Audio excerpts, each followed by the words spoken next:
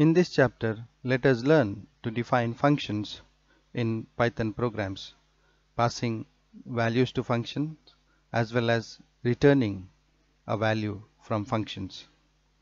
Besides the function definitions, let us learn to define variables by following the scope rules and safeguard the Python code against runtime anomalies.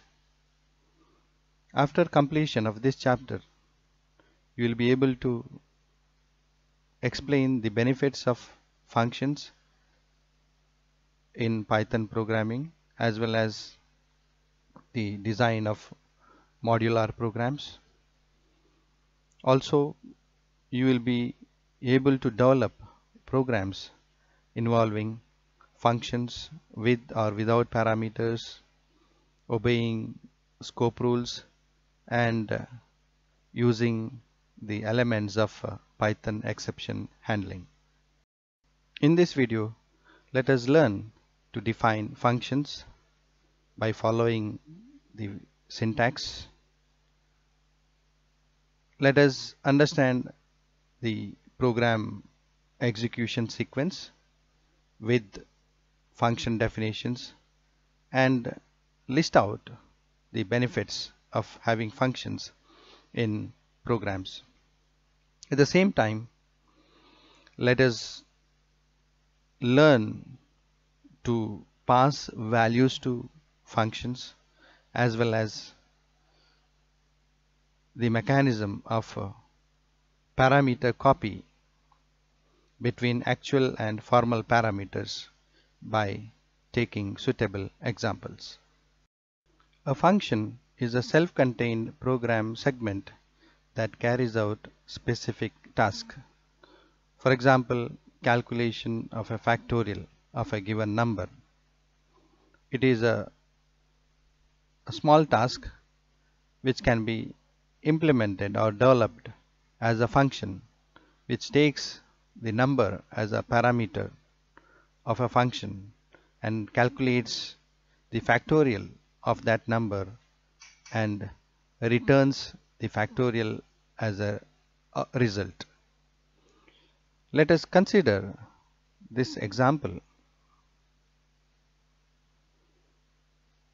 Here we have two segments. This is a program. Program has got two segments. This is the main program and this is a function. As I said, function is a program segment, self-contained program segment. How do we define a function? The function is defined in Python with a keyword called def, which implies define, followed by function name with optional parameters called arguments. In this example, we have defined a function called hello, which takes no parameters. Also, it returns nothing, but it prints the sentence hello, how are you in different lines. Hello is printed in first line, how is printed in second line, and are you is printed in third line. How to call these function definitions? In the main program, this is the main segment of the program. We are calling this function with the help of function name with parameters. Here we have no parameters to be supplied as the definition requires no parameters, and we have called that function in the main 3 times so that you get the result hello, how are you repeatedly printed 3 times. With respect to this function definition, this is called, the first line of a function definition is called function header. Function header contains the function definition keyword def followed by function name and optional arguments which are enclosed with parenthesis and separated by comma. That's the delimiter. And the indented code represents the body of the function body.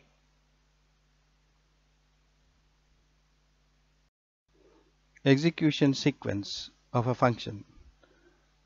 When the program encounters the function call, the program execution control jumps to the function and start executing the code which is found in the body of a function in a sequential manner.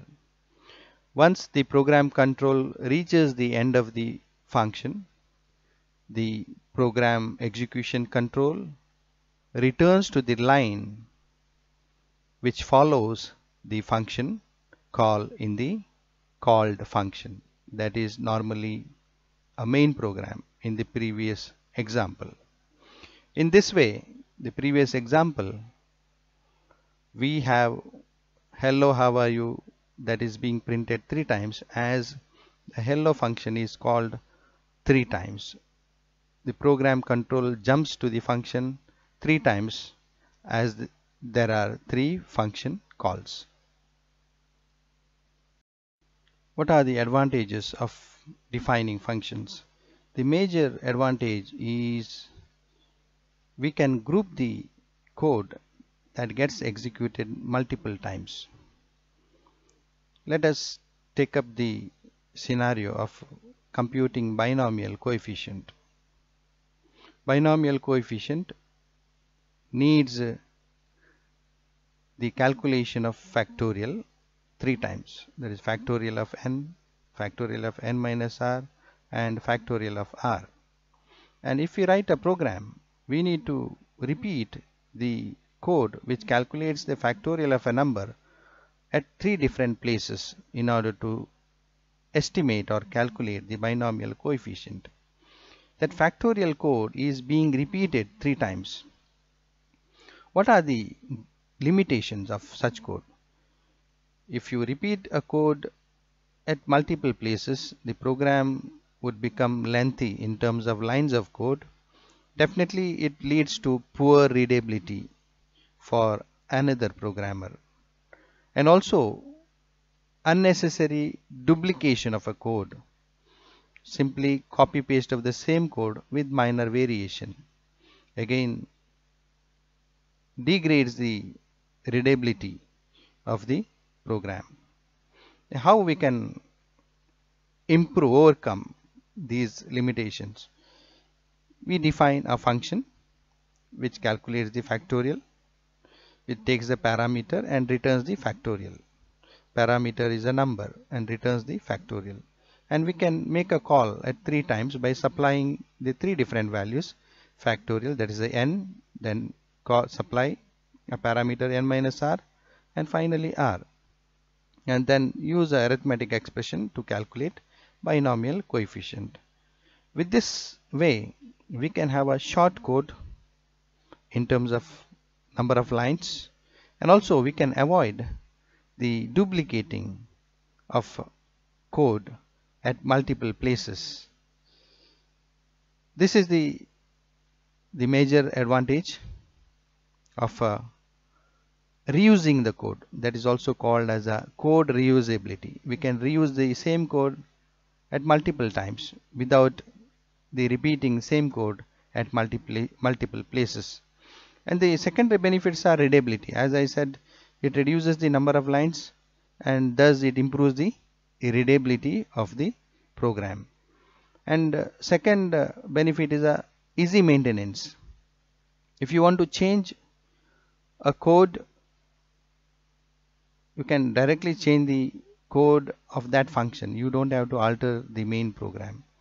Easy maintenance. If a program contains the large number of functions, and if you don't use a function concept, you have to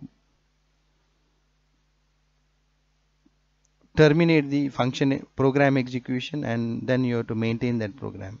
Here, if you use the function approach, you can only stop the execution, or you can modify the code of a particular function, and you can do the necessary corrections without affecting the rest of the code. This is what I mean easy maintenance. These are the two secondary benefits, readability and easy maintenance. And the major benefit is a code reusability, wherein we can group the code which that gets executed at multiple times, and we can avoid duplication of code in a program. Like built-in functions, we can also define the custom functions. It means programmer can define the functions that accept arguments. Let us take up the example. In this example, we define a function called hello, which takes the parameter name. This is also called as a formal parameter, as it is found in the function header.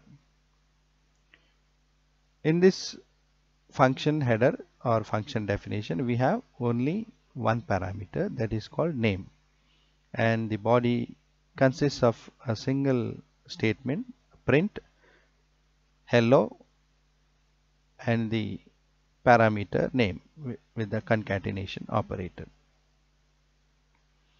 This is the main program, the main segment.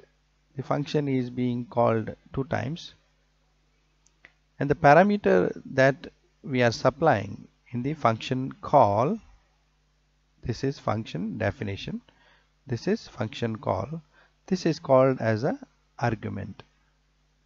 Normally in a programming terminology, we use the word actual parameter or actual argument. This is called formal argument or formal parameter. This is called actual parameter or actual argument.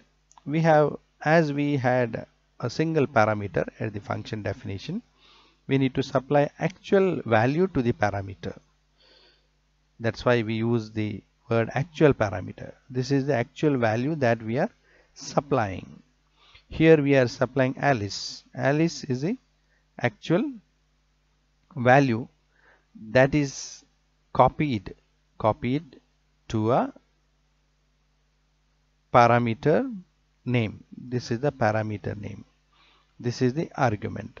Alice is the value which is an argument, is copied to a formal parameter name when there is a function call. Similarly, for this second call, the argument Bob is copied to the parameter name, and accordingly we get the message that is printed, hello Bob.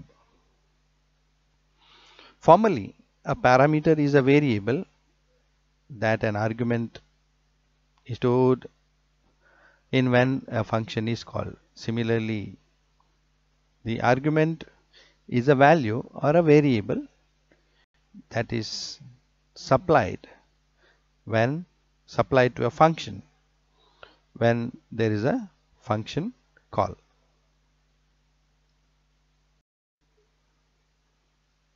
Remember that the parameters store the actual values or actual arguments, and the parameters are forgotten when the function returns.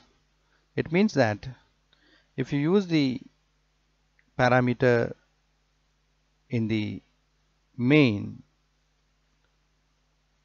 it results in a name error, because the main program where there is a function call, there is no variable named, for example, a name with reference to the previous program.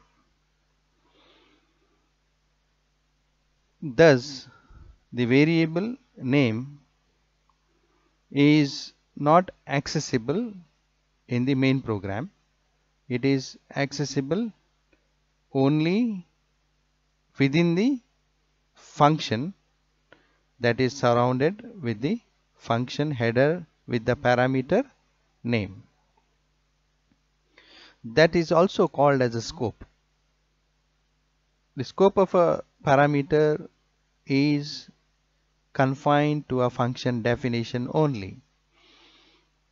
Its scope is not extended till the main program.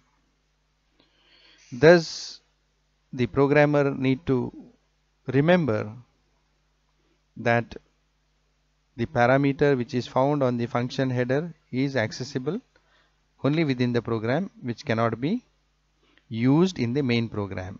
In case it is used, it results in a name error.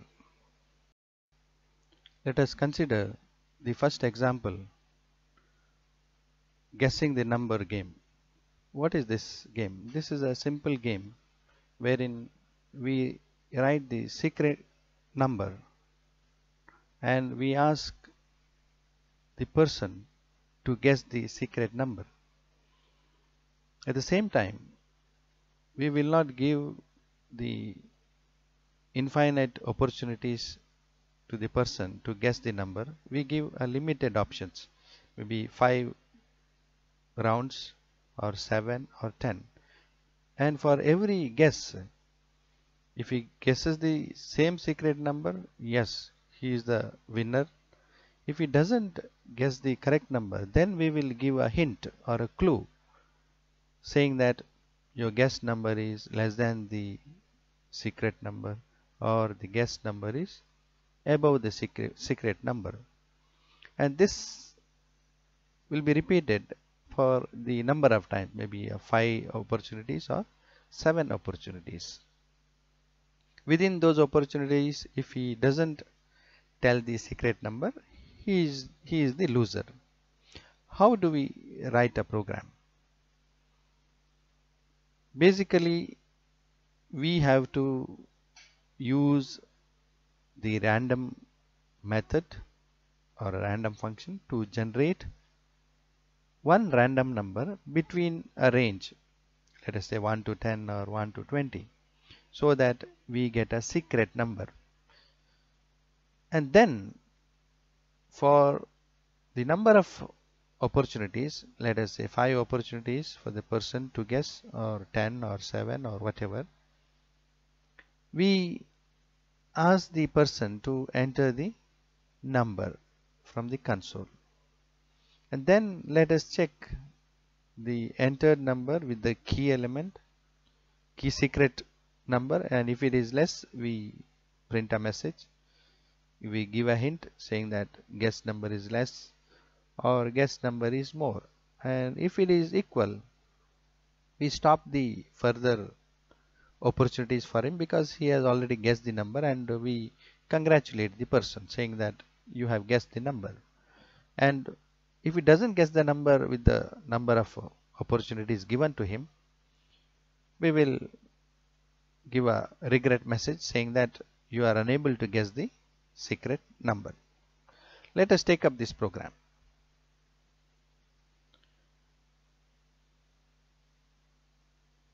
This is the program where we import the library called a random. This random library has got number of random number generation functions. In this program, we will use the function called random integer, randint.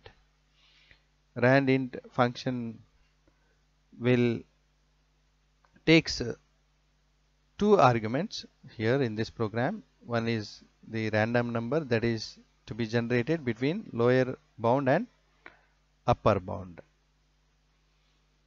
And in this program, we are taking the random number between 1 to 20, and we assign that generated random number to a variable called secret number. This is the secret number that is randomly generated.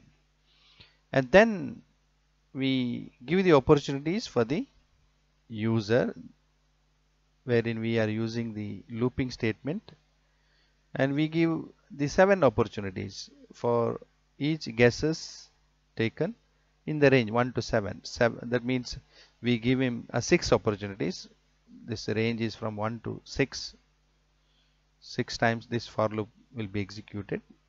6 opportunities, and for each opportunity let the user enter the number, enter his guess, and if the guess is less than secret number, we give a hint saying that your guess is too low, and if the guess is above the secret number, we give again hint saying that guess is too high, and if he has exactly guessed the number, let us terminate this loop so that we don't have to offer him the further opportunities because he has already guessed the secret number.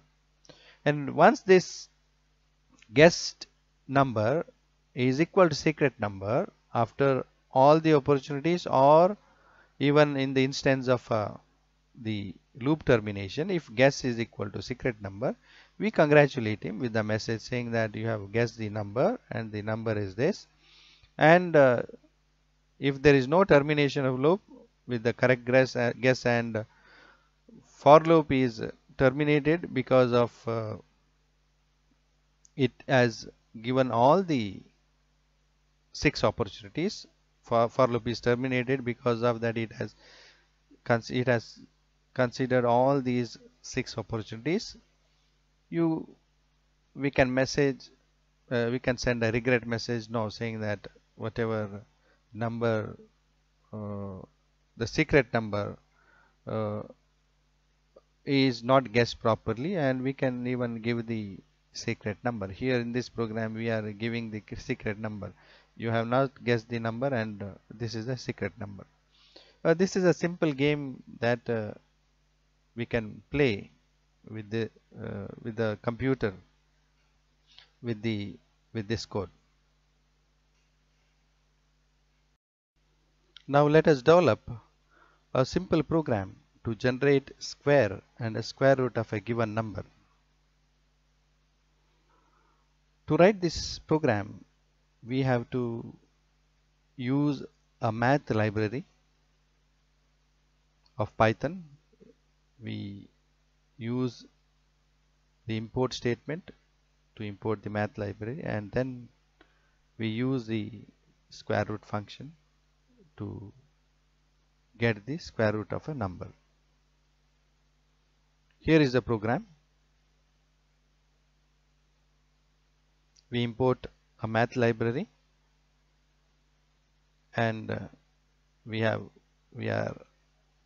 writing a function called square root, which takes first argument, that is a number. This is actually a parameter, and it returns 2 data items. One is square, the number *2 is a square of a number, and the second item is a square root. Math.sqrt of this number will return a square root. This is the function which returns a tuple, that means more than one item separated with comma. First item is the square of a number and second item is the square root of a number. And here is the main segment, that's the main program, wherein we read the number as a string, then we convert that read number in the form of string to an integer with the type conversion function int. Then we make a call to our function square root by supplying this argument. The number is the argument, actual argument is being supplied, and this function, as I explained, returns a tuple, that means multiple items. First is the square of a number, assign it to a variable sqr, and second item you assign it to a root. Finally print square and square root with the suitable message. This is a message where we display number, actual the number and its square, and finally uh, the square root, and this is the result of execution. Consider the third example. To develop a function for the simulation of a simple calculator to calculate the arithmetic operations like addition, subtraction, multiplication, and division. How do we design and develop this simple calculator? We have to write a function for the calculator having three parameters. One is to take up the operand 1, and second parameter for the operand 2. The third parameter to take or to read the operator. First two parameters, let us take up floating point or integer type. The third parameter, let us have the character, or that is string, as we pass the operator.